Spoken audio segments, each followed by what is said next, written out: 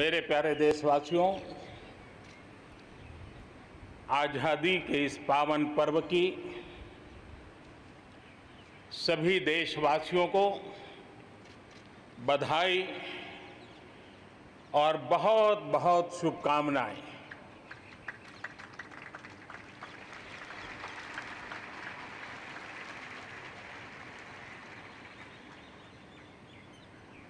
आज जो हम स्वतंत्र भारत में सांस ले रहे हैं, उसके पीछे मां भारती के लाखों बेटे बेटियों, उनका त्याग, उनका बलिदान और मां भारती को आजाद कराने के संकल्प के प्रति उनका समर्पण आज ऐसे सभी हमारे स्वातंत्र सेनानियों का, आजादी के वीरों का, नर बांकुरों का, वीर शहीदों का नमन करने का ये पर्व है। हमारे फौज के जाबाज जवान, हमारे अर्धसैनिक बल, हमारे पुलिस के जवान, सुरक्षा बल से जुड़े हुए हर कोई मां भारती के रक्षा में जुटे रहते हैं, सामान्य मानवीय की सुरक्षा में जुटे रहते हैं। आज उन सबको भी हृदयपूर्वक, आदरपूर्वक स्मरण करने का, उनके महान त्याग तपस्या को नमन करने का पर्व है।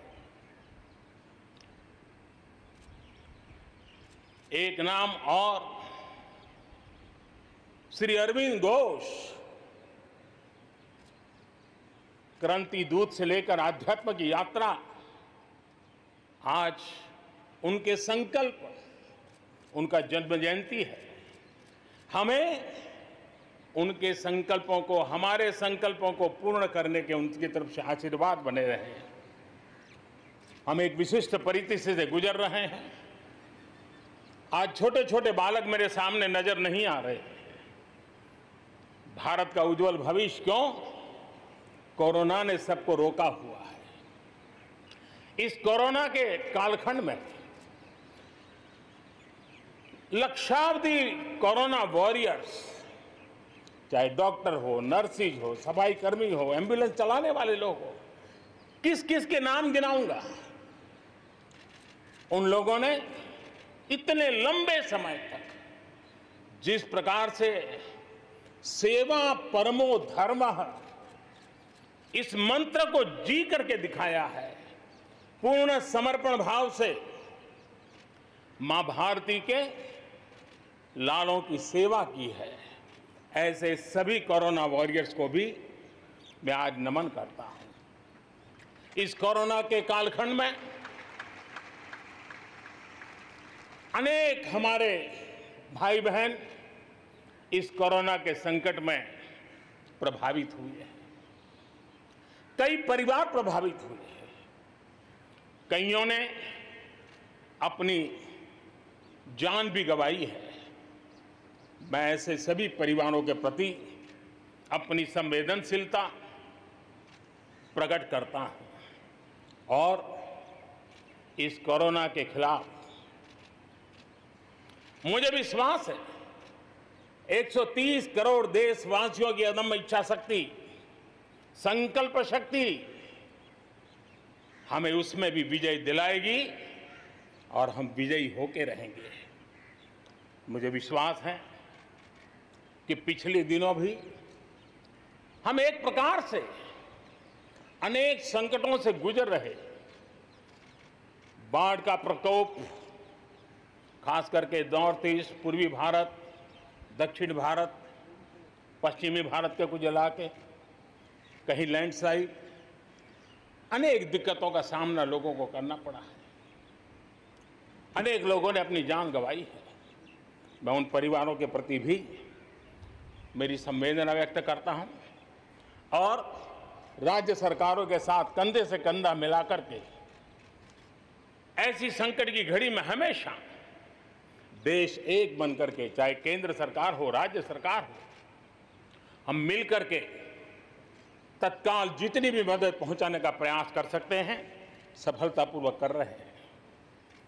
मेरे प्यारे देशवासियों, आजादी का पर्व हमारे लिए, ये स्वतंत्रता का पर्व आजादी के वीरों को याद कर करके नए संकल्पों की ऊर्जा का एक अवसर होता है। एक प्रकार से हमारे लिए ये नई प्रेरणा लेकर के आता है, नया उमंग, नया उत्साह लेकर के आता है।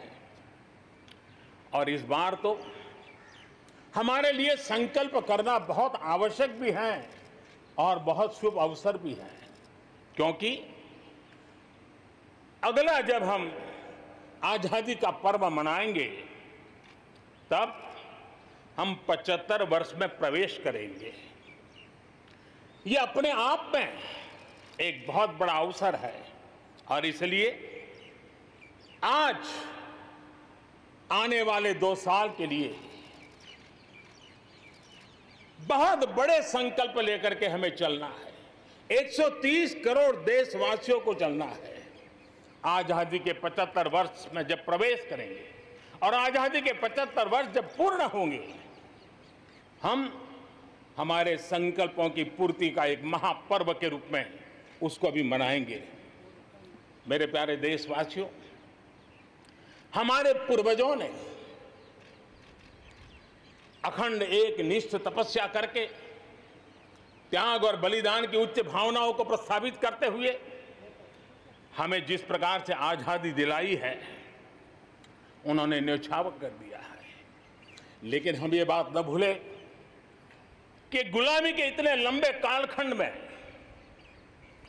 कोई भी पल ऐसा नहीं था, कोई भी क्षेत्र ऐसा नहीं था कि जब आजादी की ललक न उठी हो, आजादी की इच्छा को लेकर के किसी ने प्रयास न किया हो, जंग न किया हो, त्याग न किया हो और एक प्रकार से जवानी जेलों में खपा दी, जीवन के सारे सपनों को फांसी के फंदों को चूम करके आहूत कर दिया। ऐसे वीरों को नमन करते हुए और फिर एक तरफ सशस्त्र क्रांति का दौर, दूसरी तरफ जन आंदोलन का दौर, पूज्य बापू के नेतृत्व में राष्ट्र जागरण के साथ जन आंदोलन की एक धारा ने आजादी के आंदोलन को एक नई ऊर्जा दी और हम आजादी के पर्व को आज मना पा रहे हैं। इस आजादी के जंग में भारत की आत्मा को कुचलने के भी निरंतर प्रयास हुए हैं, अनगिनत प्रयास हुए हैं। भारत को अपनी संस्कृति, परंपरा, रीत रिवाज, इन सब से उखाड़ फेंकने के लिए क्या कुछ नहीं हुआ। वो कालखंड था, सैकड़ों सालों का कालखंड था। शाम दाम दंड भेद सब कुछ अपने चरम पर था और कुछ लोग तो ये मान के चलते थे कि हम तो यावत चंद्र दिवाकरो यहां पर राज करने के लिए आए हैं। लेकिन आजादी की ललक ने उनके सारे मंसूबों को जमीन दोस्त कर दिया। उनकी सोच थी कि इतना बड़ा विशाल देश, अनेक राजे रजवाड़े, भांति भांति की बोलियां, पहनवेश, खान पान, अनेक भाषाएं, इतनी विविधताओं के कारण बिखरा हुआ देश कभी एक होकर के आजादी का जंग लड़ नहीं सकता है। लेकिन इस देश की प्राण शक्ति वो पहचान नहीं पाए। अंतर्भूत जो प्राण शक्ति है, एकता का सूत्र जो हमें सबको बांध करके रखा हुआ है, उसने आजादी के उस पर्व में पूरी ताकत के साथ जब वो मैदान में आया तो देश आजादी के जंग में विजयी हुआ। हम ये भी जानते हैं कि वो कालखंड था विस्तारवाद की सोच वालों ने दुनिया में जहां भी फैल सकते के फैलने का प्रयास किया, अपने झंडे गाड़ने की कोशिश की, लेकिन भारत का आजादी का आंदोलन दुनिया के अंदर भी एक प्रेरणा का पुंज बन गया, दिव्य स्तंभ बन गया और दुनिया में भी आजादी की ललक जगी। और जो लोग विस्तारवाद के अंधी दौड़ में लगे हुए थे, अपने झंडे गाड़ने में लगे थे, उन्होंने अपने इस मंसूबों को, विस्तारवाद के मंसूबों को पार करने के लिए दुनिया को दो महाविश्व युद्ध में झोंक दिया, मानवता को तहस नहस कर दिया, जिंदगियां तबाह कर दी, दुनिया को तबाह कर दिया। लेकिन ऐसे कालखंड में भी, युद्ध की विभीषिका के बीच भी भारत ने अपनी आजादी की ललक को नहीं छोड़ा, न कमी आने दी, न नमी आने दी। देश बलिदान करने की जरूरत पड़ी, बलिदान देता रहा, कष्ट झेलने की जरूरत पड़ी, कष्ट झेलता रहा, जन आंदोलन खड़ा करने की जरूरत पड़ी, जन आंदोलन खड़ा करता रहा। और भारत की ये लड़ाई ने दुनिया में आजादी के लिए एक माहौल बना दिया। और भारत की एक शक्ति ने दुनिया में जो बदलाव लाया, विस्तारवाद के लिए चुनौती बन गया भारत। इतिहास इस बात को कभी नकार नहीं सकता है। इतिहास इस बात को नहीं।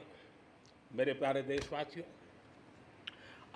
आजादी की लड़ाई में पूरे विश्व में भारत ने अपनी एकजुटता की ताकत, अपनी सामूहिकता की ताकत, अपने उज्जवल भविष्य के प्रति अपना संकल्प, समर्पण और प्रेरणा, उस ऊर्जा को लेकर के देश आगे बढ़ता चला गया। मेरे प्यारे देशवासियों, कोरोना वैश्विक महामारी के बीच 130 करोड़ भारतीयों ने संकल्प लिया, संकल्प आत्मनिर्भर बनने का। और आत्मनिर्भर भारत आज हर हिंदुस्तान के मन मस्तिष्क को में छाया हुआ है। आत्मनिर्भर भारत, ये सपना संकल्प में परिवर्तित देख रहे हैं। आत्मनिर्भर भारत ये एक प्रकार से शब्द नहीं, ये आज 130 करोड़ देशवासियों के लिए मंत्र बन गया है। हम जानते हैं, जब मैं आत्मनिर्भर की बात करता हूं, हम में से जो भी 25-30 साल की उम्र से ऊपर होंगे, उन सब ने अपने परिवार में अपने माता पिता या अपने बुजुर्गों से सुना होगा कि भाई बेटे बेटी अब 20 साल 21 साल के हो गए हो, अब अपने पैरों पे खड़े हो जाओ। 20-21 साल में भी परिवार संतानों से अपने पैरों पर खड़े होने की अपेक्षा करता है। हम तो आजादी के 75 वर्ष के एक कदम दूर है, तब हमारे लिए भी भारत जैसे देश को अपने पैरों पर खड़ा होना अनिवार्य है। आत्मनिर्भर बनना अनिवार्य है। जो परिवार के लिए आवश्यक है, वो देश के लिए भी आवश्यक है। और इसलिए, और मुझे विश्वास है, भारत इस सपने को चरितार्थ करके रहेगा। और उसका कारण मेरे देश के नागरिकों के सामर्थ्य पर मुझे यकीन है। मुझे मेरे देश की प्रतिभा पर गर्व है। मुझे देश के युवाओं में, देश की मातृशक्ति में, हमारी महिलाओं में अप्रतिम सामर्थ्य जो है, उस पर मेरा भरोसा है। मेरा हिंदुस्तान की सोच, हिंदुस्तान का अप्रोच, इस पर विश्वास है। और इतिहास गवाह है कि भारत एक बार ठान लेता है तो भारत करके रहता है। और इसी के कारण जब हम आत्मनिर्भर की बात करते हैं तो दुनिया को भी उत्सुकता भी है, भारत से अपेक्षा भी है। और इसलिए हमें उस अपेक्षा को पूर्ण करने के लिए अपने आप को योग्य बनाना बहुत आवश्यक है। हमें अपने आप को तैयार करना बहुत आवश्यक है। भारत के चिंतन में भारत जैसे विशाल देश, भारत युवा शक्ति से भरा हुआ देश, आत्मनिर्भर भारत की पहली शर्त होती है आत्मविश्वास से भरा हुआ भारत। उसकी यही नींव होती है और यही विकास को नई गति, नई ऊर्जा देने का सामर्थ्य रहती है। भारत विश्व एक परिवार के संस्कारों से पला बड़ा हुआ है। अगर वेद कहते थे वसुधैव कुटुंबकम, तो विनोबा जी कहते थे जय जगत। और इसलिए हमारे लिए विश्व एक परिवार है। और इसलिए आर्थिक विकास भी हो, लेकिन साथ साथ मानव और मानवता का भी केंद्र स्थान होना चाहिए, इसका महत्व होना चाहिए। उसी को लेकर के हम चलते हैं।